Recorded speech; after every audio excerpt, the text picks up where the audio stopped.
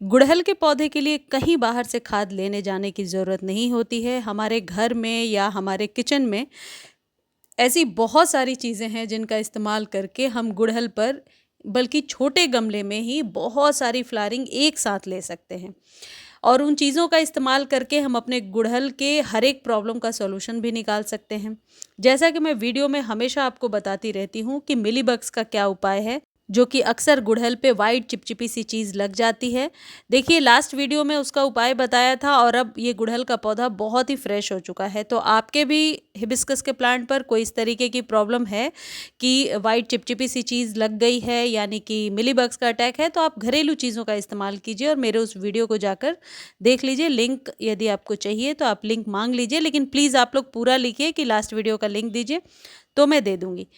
गुड़हल का पौधा जो है वो लगातार फूल देता रहता है दिसंबर जनवरी में। यदि आपके यहाँ धूप नहीं आती और सर्दियाँ बहुत ज़्यादा हैं, जैसे हमारे यहाँ उत्तर भारत में सर्दी बहुत होती है, लेकिन धूप लगातार यदि पौधे को मिल रही है तो पत्तियाँ भी लश ग्रीन रहेंगी और लगातार फ्लावरिंग भी होती रहेगी। यदि आपके यहाँ बहुत ज़्यादा सर्दी है और धूप नहीं है तो फिर फ्लावरिंग हो पाने में थोड़ी मुश्किल होगी। लेकिन ये जो घरेलू चीज़ें हैं ये ईजिली अवेलेबल हैं आपके घर में, इनका इस्तेमाल ज़रूर कीजिए। चलिए, खाद बताने के पहले कुछ बेसिक चीज़ें बता देती हूँ। देखिए, गुड़हल पर वैसे तो प्रूनिंग का अच्छा इफेक्ट होता है, लेकिन मैं सजेस्ट करूँगी कि नवंबर दिसंबर जनवरी में प्रूनिंग ना करें।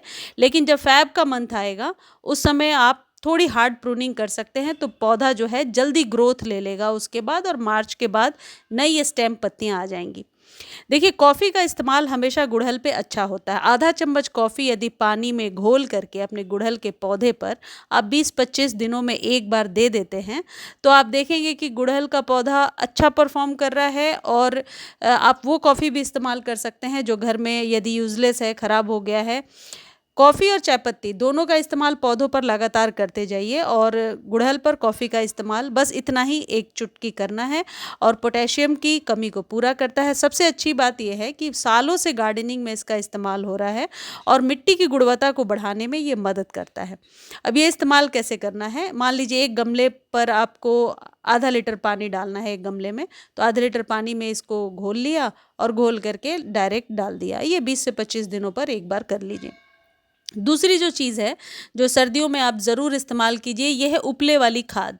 ये काउडंग केक है, सभी को पता होगा, वेल नोन चीज़ है। कोई ऐसा नहीं है कि जो लोग गाँव से रिलेटेड हैं उनके यहाँ तो मुफ्त में मिल जाएगा, लेकिन हमारे मेट्रोज़ में ये 10 से 20 रुपीज़ में आपको नर्सरी पर मिलेगा। ये बस एक या आधा लेना है और 2 लीटर पानी में भिगो कर रखना है। सर्दियों का बेहतरीन खाद है, बेहतरीन टॉनिक है बल्कि, और आप यूँ कह सकते हैं कि सालों से इस्तेमाल की जाने वाली चीज़ है। कोई इसमें नई चीज़ नहीं है।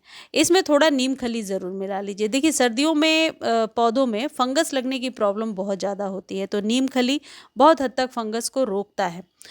बल्कि मैं तो बोलूँगी कि ये जो टॉनिक है आप अपने उन पौधों को भी दीजिए जो डोरमेंट हो चुके हैं, जैसे मोगरा है, अपराजिता है, अब 1-2 महीने उसमें फूल नहीं खिलना है, उनको भी ये खाद फ्रीक्वेंसी को थोड़ा बढ़ा करके 20 से 25 दिनों में एक बार दे सकते हैं। अब इसको रात भर पानी में भिगो कर रखेंगे तो ज़ाहिर है इसके अर्क को पानी में आप अच्छे से ले पाएंगे, अर्क पानी में घूम बहुत अच्छे से डिज़ोल्व हो जाएगा। फिर आप उपले को निकाल करके रख दीजिए। 20 दिनों के बाद फिर सेम उपले को आप इस्तेमाल कर सकते हैं और उस पानी को अपने गुड़हल के पौधे पर डालिए। अब इसमें ये सारे मिनरल्स हैं, सारी चीज़ें हैं जो गुड़हल को चाहिए। आप चाहें तो आधा चम्मच उसमें चूना भी मिला सकते हैं।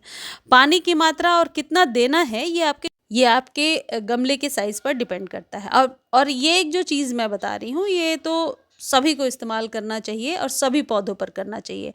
ये जितने भी किचन वेस्ट से ये पील्स वगैरह निकलते हैं, और यदि गुड़हल के लिए इस्तेमाल कर रहे हैं तो इसमें बनाना पील मस्ट है। इनको पानी में भिगो देना है। आप चाहें तो थोड़े गर्म पानी में भिगो करके रखिए, 1 से 2 घंटे भिगो करके रखिए, फिर इसके पानी को अपने पौधों में दे दीजिए।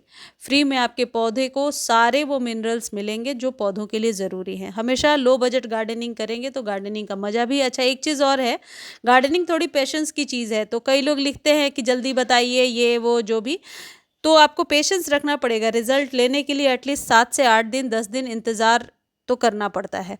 ये जो पील्स वाला जो फर्टिलाइज़र है ये पूरे साल दिया जा सकता है, इसके लिए कोई सर्दी गर्मी का वो नहीं है। मिट्टी में मैंने देखा है कि वर्मीज़ को बढ़ा देता है, थोड़े से वो जो वर्मी कंपोस्ट जिससे बनता है उन वर्मीज़ को बढ़ाता है, जिससे कि आपके पौधे की जो सॉइल है वो ज़्यादा उपजाऊ बनती है और पौधा ज़्यादा स्वस्थ रहता है। अच्छा, एक चीज़ और ध्यान रखिए, यदि पौधे की जड़ मजबूत है यानी स्टेम थोड़ी मोटी है तो हमेशा फ्लावरिंग ज़्यादा होगी। पतली स्टेम वाला पौधा कभी भी नर्सरी से ना खरीदें, खासकर गुड़हल वगैरह।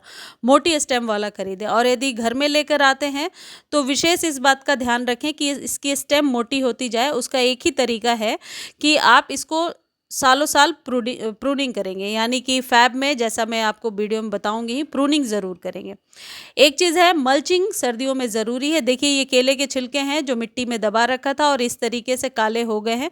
कई लोग कहते हैं चींटियाँ लग जाएगी, ऐसा कुछ नहीं होगा। मल्चिंग ज़रूर कीजिए। मल्चिंग करने का बहुत ही सिंपल तरीका है, 3-4 केले के छिलके लीजिए, सॉइल में दबा दीजिए, ऊपर से मिट्टी से ढक ढक दीजिए, 3-4 दिनों बाद गुड़ाई कर दीजिए।